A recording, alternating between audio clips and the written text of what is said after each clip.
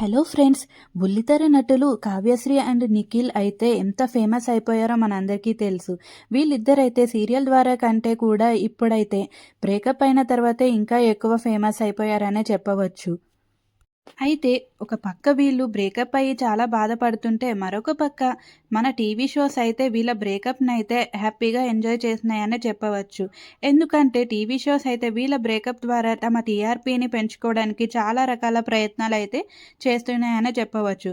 అందుకొరకు కావ్యనైతే ప్రతి వారము స్టార్ మా ఆదివారం పరివారం అనే షో ఉంది కదా! అందులోకైతే ఇన్వైట్ అయితే చేస్తున్నారు.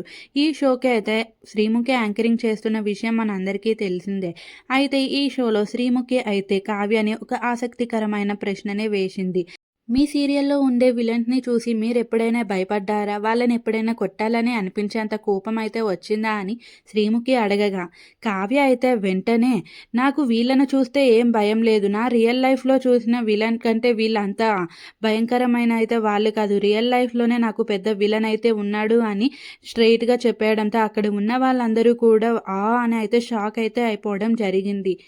ఎందుకంటే అక్కడ ఉన్న వాళ్ళందరికీ తెలుసు కావ్య అయితే ఇండైరెక్ట్‌గా తన రియల్ లైఫ్ విలన్ నిఖిల్‌నే అంటుందని. ఎందుకంటే వీళ్ళిద్దరి మధ్య బ్రేకప్ తర్వాత వీళ్ళది సంచలనంగా మారిందని గూడా చెప్పవచ్చు. ఇప్పుడు కావ్య ఏం మాట్లాడినా, ఏం చేసినా కూడా అది నిఖిల్‌నే అన్నట్టు గూడా ప్రచారం అయితే చేయడం జరుగుతుంది. అది కావ్యకి కూడా తెలుసు.